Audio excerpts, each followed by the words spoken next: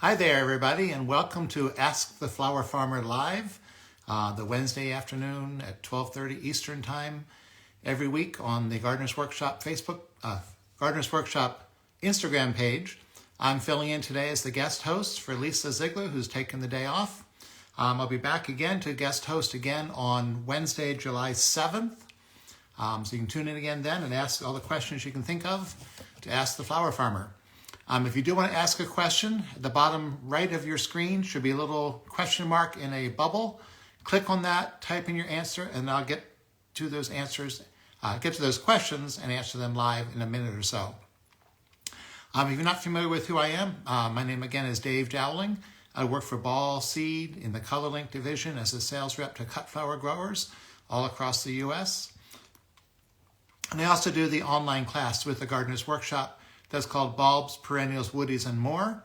It's basically a class all about the things you can grow to increase your product offerings, growing cut flowers and bulbs, woodies, and perennials. More information about the class can be found at thegardenersworkshop.com. Registration will open up again in early June. If you sign up there, there's a spot to get on the email list so you'll be reminded and alerted when registration is open again. It's the class consists of 6 different sessions. Each one has as many as 10 or 12 different crops covered. It's about over 30 perennials altogether and a whole bunch of different bulb crops and the woodies too. So if you're interested in the class that I do online with the Gardener's Workshop, just sign up on the email list at thegardenersworkshop.com. Just click on the link for online classes.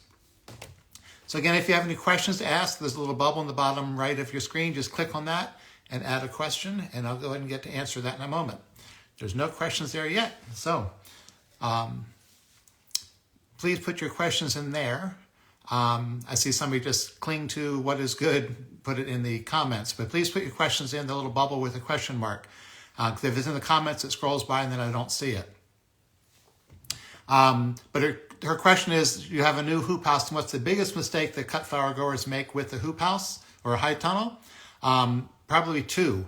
The biggest one is weed management, because if the weeds take over in your high tunnel, it's really hard to get rid of them. So you want to prevent weeds as opposed to getting rid of them. By preventing them, I mean starting with clean soil, use mulch, deal with the weeds in the little teeny short half-inch weeds that you can easily hoe, or even flame weed if you don't have plants growing yet, if your flowers aren't planted yet. But you don't want to have to go and be pulling weeds that are knee-high. That's just a waste of time. It detracts from the quality of the flowers you're growing. So weed management is probably one of the biggest problems in a high tunnel. And then the other one is just scheduling. You want to make sure that that tunnel always has something growing in it, if possible, because it's expensive real estate. You don't want to have a tunnel that sits empty 4 months of the year or for a month at a time. So you want to make sure that as soon as your ranunculus are finished in probably early June, you're ready to plant right in with some celosia or some other summer crop. Mums, cut flower mums work great right after ranunculus because the timing is right. The ranunculus finish up in early June, and that's when you should be planting out your cut flower mums into a tunnel.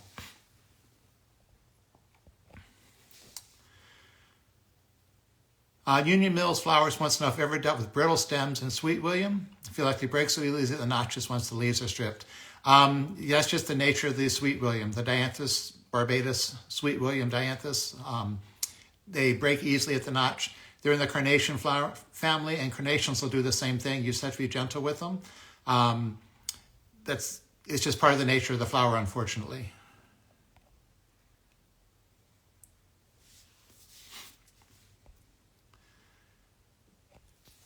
All right, again, if you have any questions, put them in the bottom right of your screen with a little question mark in the circle, and then I'll be able to answer them.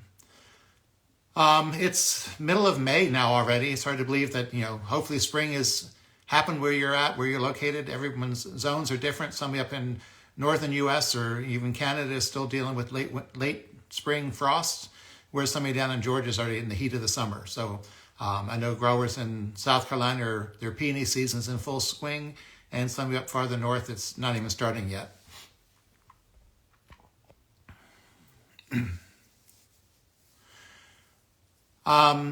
Kalichik, she's in zone 7. What are the best privacy trees to plant that don't turn brown? If you're talking privacy screens, just to screen your property so you don't have to look at the neighbors, they don't have to look at you. There's the evergreen Leland cypress. It grows really fast, and it also makes a great cut green for selling at Christmas time. So, you're hopefully going to plant something that you can make some money off of. So the Leland cypress, just don't let them get too tall. Always keep cutting the tops out of them. If they get too tall, sometimes a heavy snowstorm can cause them to split open. But they really grow 18 inches to 2 feet every year, and you can cut those branches and sell them at Christmas time.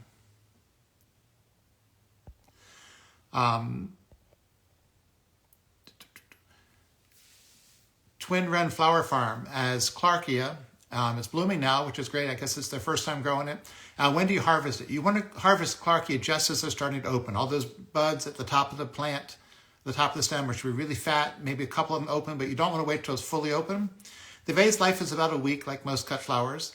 And yes, they do go in a cooler.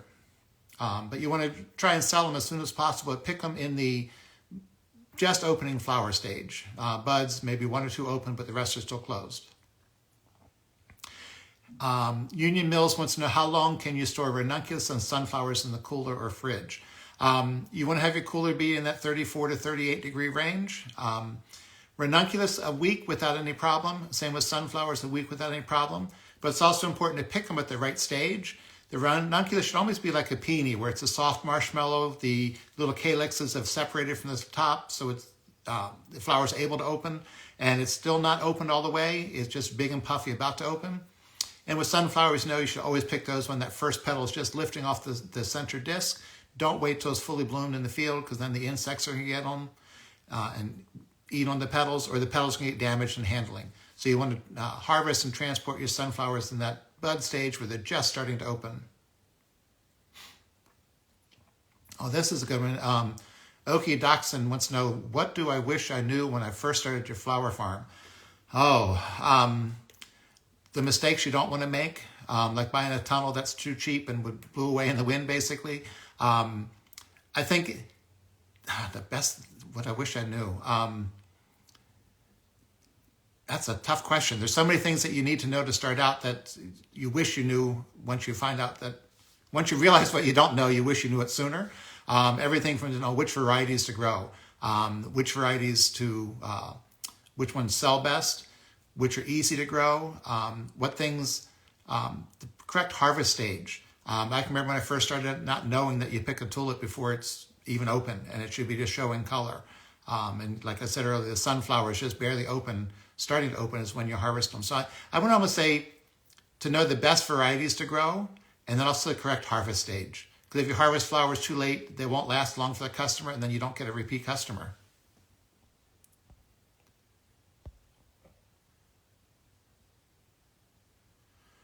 Stone Gables wants to know, how long can you store lilies in a cooler?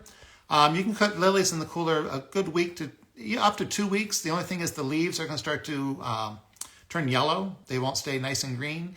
And also then some of the smaller buds may not open if they are held too long in the cooler. My rule of thumb for a cooler is you never want to hold things more than a week, because you should have another batch ready to pick for the following week. So in other words, if you're selling just at farmers markets on the weekend or just selling to florists during the week, you're going to harvest almost every day when things are ready, because you want to pick them at the right stage. And then you want to empty that cooler out on a continuous basis so that all the lilies you pick this week are gone by the end of the week, and you start filling up again next week for the next week's sales. Whether it's lilies or sunflowers or whatever you're picking, you want to rotate that stuff and get it out of that cooler no more than a week. It's not like storing, cheese in your refrigerator that can sit there for 3 months and it doesn't change. Flowers are like storing bananas on the kitchen counter. They go bad quick, so you want to sell them as quick as possible. Slabtown Petal Pickers. She received plugs this week. The Celosia Sunday series has tiny little blooms starting. Should I pinch them before I plant, or should I wait till they're 6 inches tall? Celosias hopefully should never show flower buds in the plug tray. But one thing you look at a Celosia seedling is if there's a lot of leaves, I like to say stacked up under the flower. So if you've got that bud starting, but there's like 30 leaves really close together under the flower, that's going to stretch and get much taller and you'll be okay. But if you've got a flower and it's only got 3 leaves on the stem, on the entire plant, and then a bud starting, it's not going to get much taller. So you definitely want to pinch that. Unless they've gotten really tall in the plug tray, and they're 3 inches tall, I would not pinch them in the plug tray. I would transplant them out and wait a week or so for them to get established and then pinch them. Sunday Celosia is a series that can be pinched, and they do recommend it so you get more stems. So I would transplant them first, let them grow a little bit, and then pinch, leaving that 4 to 6 leaves on each plant, and then you get 4 to 6 branches and new stems on the plants. Crooked Letter Roots wants to know, what's the possible reason for growth stalling under the lights if in grow room conditions are pretty ideal? So in other words, you have seedlings starting growing in a grow room with lights, and they're kind of like growing, they've just stopped.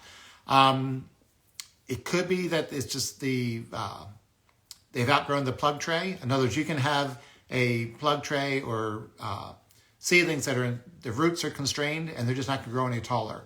A lot of times people leave things in the grow room too long and they're getting too long and leggy, or they just get stunted because they become root bound. If they're big enough to transplant, I would go ahead and transplant them out as long as your weather's good to do that. Carla asks, I grew ranunculus for the first time. Do I cut at the base? What do you do with them after they're done? So yes, a ranunculus, you want to cut it really low close to the ground so you get the tallest stem possible, because the longer the stem is on a flower, the higher the price you can charge. If you have an 18-inch ranunculus, it's worth way more money than an 8-inch ranunculus. So cut them as low as you can, close to the ground. If it's early in the season, you might have some new buds coming, so be careful you don't damage the next ones that are growing up. But cut nice and tall. And what do you do with them when they're done? I think you mean with the plants when they're finished. Ranunculus is going to go dormant once the soil is really warm, usually early June. They just start turning yellow, and within 2 weeks are dead, died back to the ground. Some people save them and replant them in the fall, but it's usually just as easy to buy new ones. It's up to you whether you want to save them. You can save them by leaving them in that bed, but it's taking up that valuable space in that tunnel all summer. You're better off to take them out and put in celosias or the cut flower mums. Or if you take them out, you can clean them off and store them warm and dry. So in a brown grocery bag or lunch bag, paper lunch bag, in your office or in your house. They don't go in the cooler. They want to be warm and dry.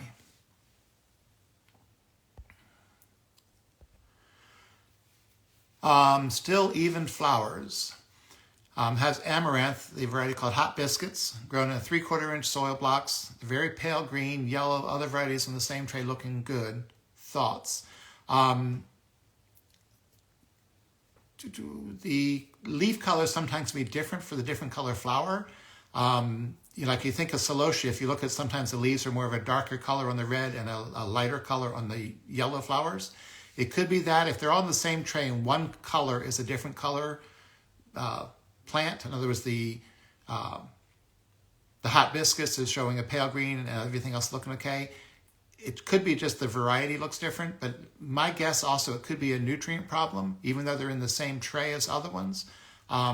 Sometimes too much water, plants will start to turn yellow. If they're big enough to transplant out in the field, I would get them transplanted out, and they might outgrow that miscoloring, the wrong color they have.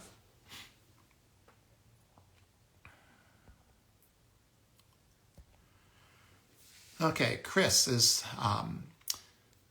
So they were listening to the podcast I did with Jenny Love about ranunculus and talking about extra phosphorus for the plants that are in bud.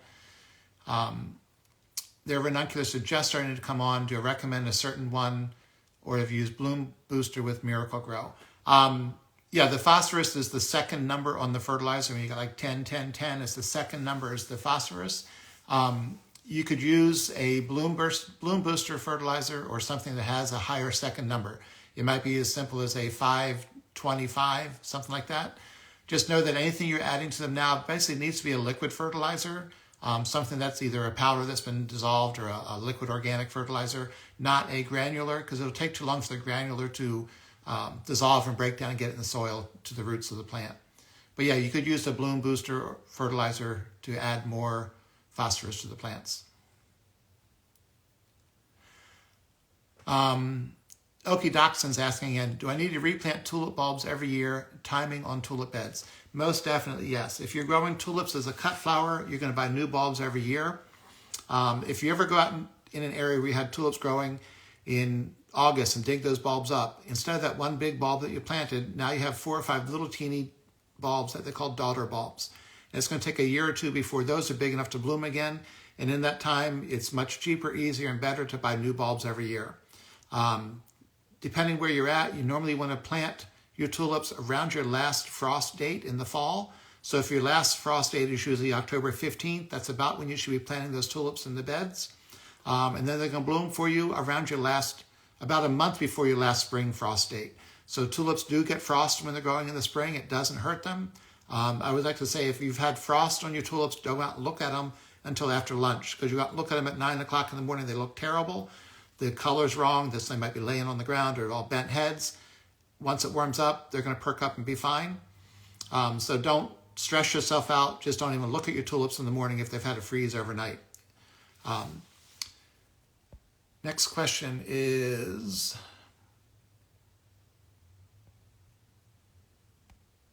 that's one there. Peony plants versus a peony tree. Never grown a tree, but wonder if they produce sellable stems. Basically, no. The tree peony is a totally different plant.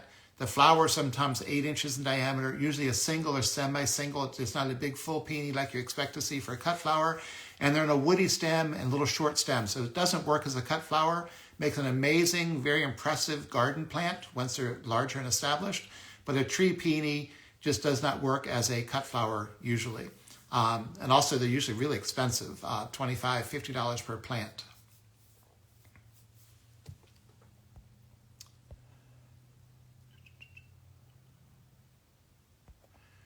Still even flowers wants to know, what's the best way to get high germination on Icelandic poppies? Want to start soon, start some midsummer for overwintering. Well, first of all, for overwintering plants that you want to put out in the fall, things like the poppies or Rudbeckia, the Herta Rudbeckia Indian Summer, or Sweet William, the true biennial type. You want to usually start those in late July, early August. And poppies are tough to start in the middle of the summer. They don't like that warm weather.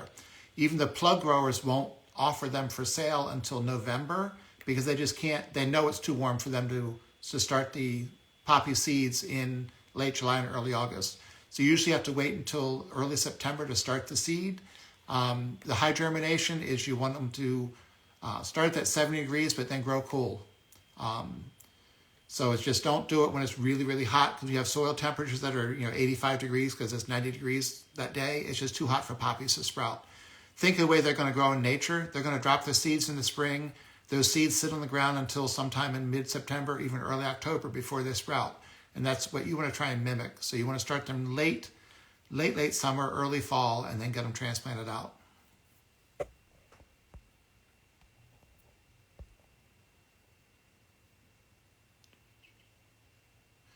Somebody wants to know, what can I plant over tulip beds once they are spent? We'll just tidy up the bed and let it rest. No, you can most definitely plant anything over top of tulips. It's really important to know that you never want to plant tulips back in that same bed for at least about 6 or 7 years, just because the old tulip bulbs are still going to put up a little bit of greens every year, and then that starts to get what they call tulip fire, which is the botrytis and just disease problems. So you always want to not plant tulips in the same bed for at least 6 or 7 years before you go back there with tulips, but you can plant anything else over them. The tulips are finished by the end of April, early May. You can do any heat-loving summer annuals over that. Celosias, sunflowers, anything you want will grow on top of them. Sandhill Bloomers has a question that I always answer with a little caveat. Should second-year peonies be disbudded? By second year, I'm assuming you mean they were planted in the fall of 2021. They grew 2022, and now they're growing in 2023. You probably have a few buds showing on them. Some growers say you should wait 4 or 5 years to pick your peonies. I say if you have a peony that has a stem that's tall enough, a flower that's big enough, and a nice bud, as long as you can pick that flower and leave a lot of leaves on the plant. So in other words, you've got a new peony plant, it's got 1 good flower and 3 stems of just leaves.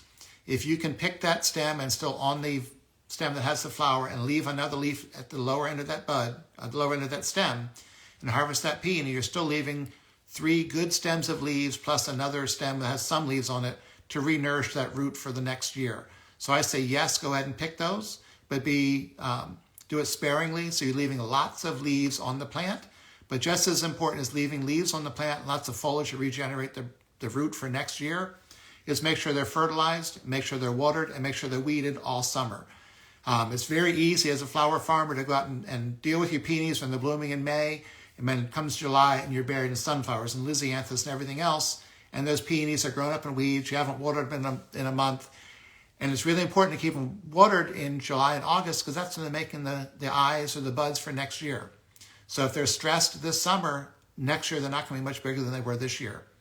But if you take care of those plants, keep them watered, weeded, and fertilized this summer, you'll be amazed how much bigger they get every year.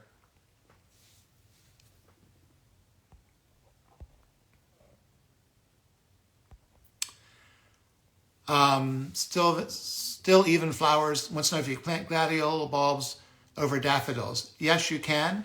One thing to know though is you end up digging to plant the gladiolus. You might dig into the daffodils. So you've got to be careful you're not going to damage them. So if you have a row of daffodils and you can plant gladiolus next to it, I just not want to dig right on top of the daffodils because then you risk digging up and damaging your daffodil bulbs. Another thing to know about the daffodils, they're going to be there for years until they get too crowded, then you need to divide them. It might be 10, 15 years before that's needed. But your gladiolus, the bulb you plant is the mother bulb, and it makes new bulbs on top of that one you planted this year. They're actually not bulbs, they're corms, but a gladiolus corm you plant it this year, 3 inches deep, it's going to produce a new one on top of that, and the next year on top of that. So after about 3 or 4 years, if you're in an area you don't have to dig your glads because you're zone 7 or warmer, eventually you think, how'd that gladiolus get on the surface? It's because every year they come one layer higher until they get up to the surface. Then you need to redig them and replant them deeper.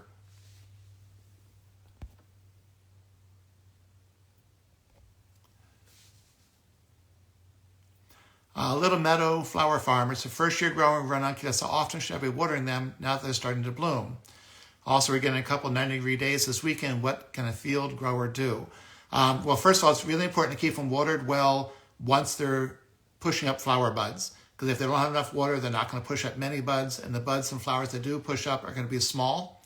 So you want to make sure they're well watered once they're pushing up the flower buds and stems. If you haven't been using fertilizer, it's good to use a little bit of phosphorus fertilizer now. And you're getting a couple 90-degree days this weekend, and you're growing them in the field. What can you do? There's not much you can do other than make sure they're really well watered. And the other thing to remember when watering ranunculus, be really careful you're not watering them with warm water because you're trying to keep the soil cool. The worst thing you do is have a 100-foot long hose that's laying out in the sun, and you put that 100 feet worth of water on those beds and it's hot. So you want to make sure you run the water till it's cold and then water your ranunculus. That's important both field growing and in tunnel growing. Because once the soil gets up about 60 degrees in the soil temperature, those ranunculus are going to go dormant and they're done for the season. Fleetwood Botanical asked, do I have any books or literature published? No books. I don't have the time or desire to write a book. I know people have asked me to do it, but it's just not in my nature or my blood. I've got lots of different things. I've done presentations for the ASCFG that are on their members-only website. The members-only section of the ascfg.org website. And I've done different presentations for groups all around the country. That's if you search my name online, you'll find stuff. And of course, I do the online class with the Gardener's Workshop called Bulbs, Woodies, Perennials, and More. If you buy that class, there's a lot of handouts that come with that class.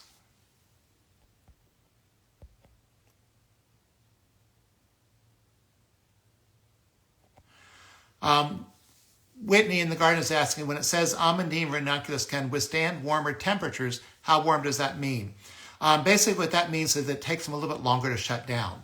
It doesn't mean you can grow them where it's 90 degrees every day and 65 or 70 at night. It means that when you've grown them in the spring, side by side with labelle or some other variety of ranunculus, it's going to take a little bit longer before it dies back from the heat as the spring warms up. And they used to say about 2 weeks longer. So in other words, if you've been growing them all spring and now it's getting to be where your nighttime temperature is 65 and the days are 75 or 80 or even 90, it's going to take them a little bit longer before they go dormant. But it's only about a week or two of difference. It's not like you can grow them all summer in the heat because that won't work. They still can't take the hot temperatures.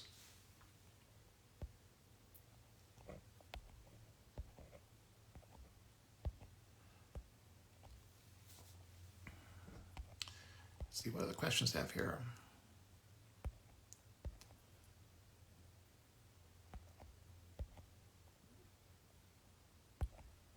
Don't see any new questions here right now. Just a second.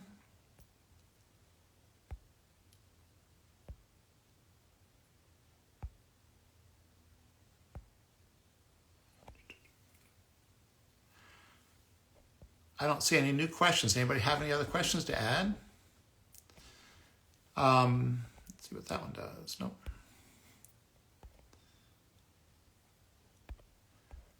All right. Well, there's a new one. Can I talk about butterfly ranunculus, and is it true that they are better tolerant of heat? Butterfly ranunculus are a different animal, so to speak. Even though the corms or the roots look similar to regular ranunculus, they're much bigger. When they're sold to you, they're not quite as dehydrated and dried out as the regular ranunculus. Obviously, they cost a lot more. They're over $2 each, whereas the other ranunculus are in the 60 to 65 cent range. They are grown from tissue culture, which is one of the reasons they cost more.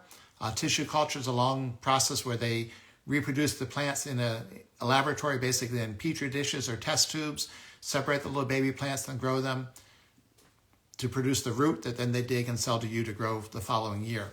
They're a little bit different to getting them started. They're a little pickier as far as moisture.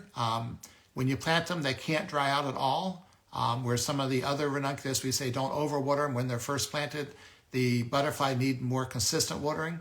And also the temperature is more important. They don't like it too hot and they don't like it too cold when they're starting.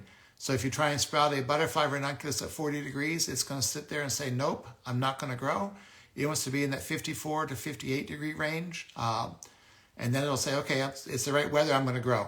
If it's too warm, it's not going to grow just like the regular ranunculus. You're not going to get it to grow in 65 degree soil. It just won't do it.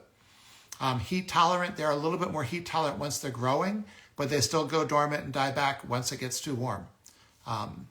So it's basically a very different animal. You pick them, it's a spray of flowers. It's not a single flower per stem, but you might have 6 or 8 flowers on one stem. You harvest it when the first couple of flowers are opening. The other buds will then open in the vase. Even though it is a ranunculus, it's totally different than the regular other ranunculus.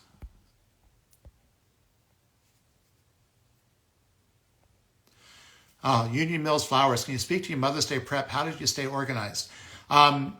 Back when I was growing, I basically sold to Florist and to it's a couple of really good farmers markets. So as far as organization for the farmers market, that just meant getting every flower picked and every flower you could get on that truck to get it to the market, and then we would still sell out. For the florist, it was taking their orders a week in advance and not over-promising. So in other words, if I only had 200 pink lilies, I made sure I didn't sell more than 200 pink lilies to the florist. I didn't do spreadsheets or anything like that. It was just written on paper. You know, this florist needs this. Another florist needs 3 bunches of something else. But for the farmer's market, we took everything that was ready and took everything to the market because it doesn't sell sitting in the field. You got to take it to the market and at least try and sell it. And on Mother's Day weekend, you're going to sell every flower you take. Okie Doxon wants to know about how to keep bugs at bay. The biggest thing with insects is usually thrips and aphids are your worst ones, is you want to catch them before they start to reproduce. So in other words, you can't just go walk in your tunnel once a week and turn the irrigation on twice a week and never walk down the beds and look at them. You need to be walking down those beds on a daily basis, out in the field, tunnels, greenhouses, wherever you're growing the flowers, and be just scouting. They call it scouting, where you're looking for insects. And it's as simple as if you see one stem of snapdragon or one stem of lily that has aphids on it, cut that stem and throw it in the dumpster. Get it out of that field, get it out of that greenhouse and get rid of it. And you may have prevented an entire outbreak of aphids because you found the mother that was starting to reproduce. If you don't look for a week, you go in a week later and they're all over everything. I had 2 customers before that have had aphids on their ranunculus and again on their snapdragons, 2 different growers, but such a terrible bad outbreak that it was beyond saving them. There was just no way they could clean them up. You couldn't wash them off. You couldn't spray them and kill them. They were just so bad. All they could do was pull them up and throw them away and start over. So it's really important to watch for insects and get them as soon as you see them and make sure that whether you're going to hand treat them, spray them with something organic, chemicals, whatever you do it early on, because insects are just like weeds. Get them when they're little and there's not many of them. It's so much easier than dealing with it when they've taken over the field or taken over the tunnel or greenhouse.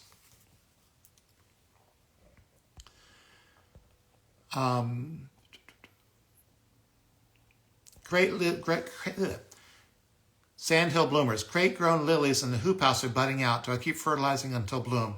You don't need to fertilize anymore. You just need to make sure they're watered. Because when the lilies are producing their buds and the buds are elongating and growing, they grow about a ½ inch a week. And if they don't have water, they're going to suffer, might even abort buds, especially the LA lilies will abort buds really fast if they're dried out.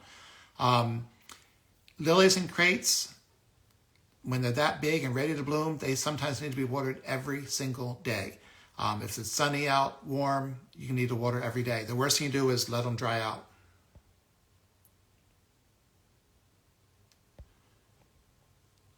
Products I would recommend. Products. I think this is back to the insects, to the insect products.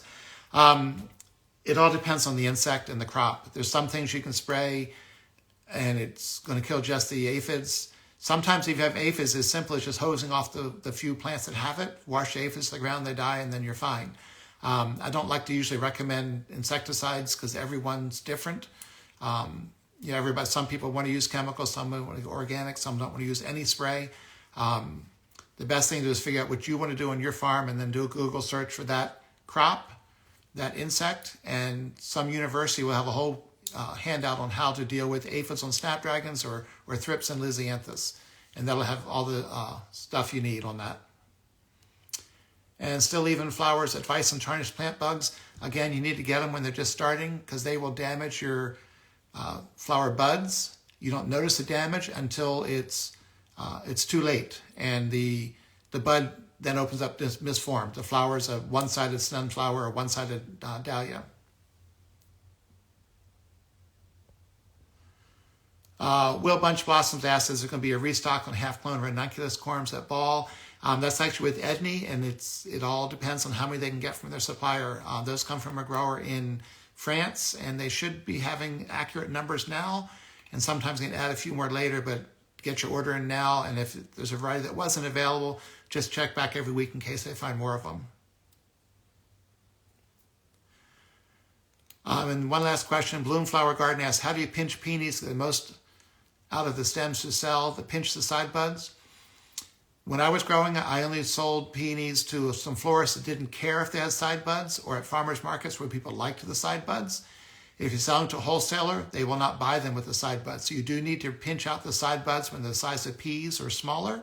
But for me, growing at farmers market sales and to local florists who didn't mind the extra buds, I never disbudded them.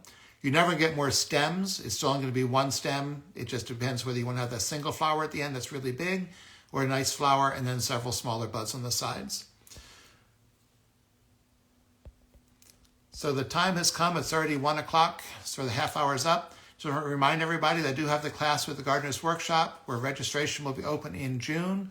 Bulbs, perennials, woodies, and more. You can find more information about that and lots of other items at thegardenersworkshop.com, other online classes they have, as well as lots of other free information and other information about these Ask the Flower Farmer every Wednesday at 12:30 Eastern Time. Till next time, I'll be back and do the same thing again on Wednesday, June 7th. Some other farmers will be filling in for the next few weeks, or it will be Lisa herself. Have a great day.